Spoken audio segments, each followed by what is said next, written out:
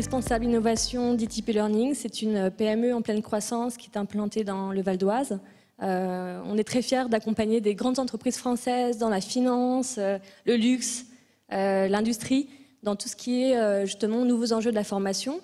Et étant une petite structure, une PME, on a la capacité justement d'apporter l'agilité, la rapidité pour que ces entreprises puissent relever ces enjeux-là. Aujourd'hui, Monsieur le député, les entreprises accompagnent la transformation numérique des autres secteurs, nos entreprises de la tech, de l'EdTech. Par conséquent, elles se doivent être à la pointe sur leurs métiers, sur nos métiers, qui sont en constante mutation. Les entreprises souhaitent faire de la formation un outil stratégique, celui qui leur permette de continuer le développement de tous, de l'entreprise, des talents, des collaborateurs. Mais comment le faire si le nombre de dispositifs de formation qui est à la main de l'entreprise diminue? Donc, Monsieur le député, ma question est la suivante. Quel rôle pour les entreprises après la réforme de la formation, notamment pour accompagner la transformation des métiers? Je vous remercie. Merci Célia. La parole est à Monsieur Denis Masseglia, député du Maine-et-Loire. Merci Madame. Vous avez pointé, je pense, un point extrêmement important que tout le monde sait ici, mais ce n'est pas le cas forcément, c'est la mouvance aujourd'hui de nos métiers, de nos formations.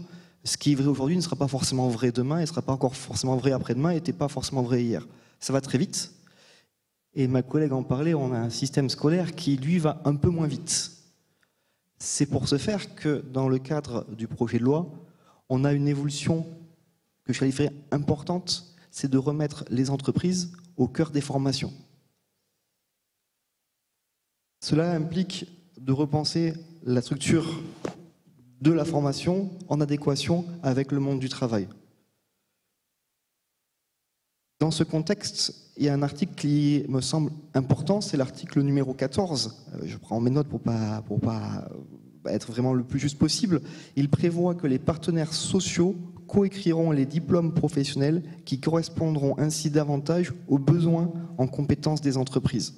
C'est-à-dire qu'aujourd'hui, les partenaires sociaux, les branches telles que vous êtes et telles que vous représentez, seront les principaux responsables de la définition des besoins et de la définition des diplômes qui seront nécessaires.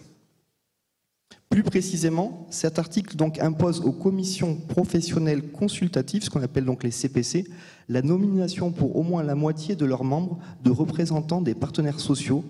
Or, c'est à l'avis conforme de ces CPC qu'est soumis tout projet de création, de révision, de suppression de diplômes ou titres à finalité professionnelle. Alors oui, les entreprises ont un rôle à jouer pour accompagner cette transformation numérique en ayant une réflexion sur leurs besoins, sur les compétences qu'ils ont besoin et qui seront donc mises à leur disposition pour les métiers de demain. Merci à vous.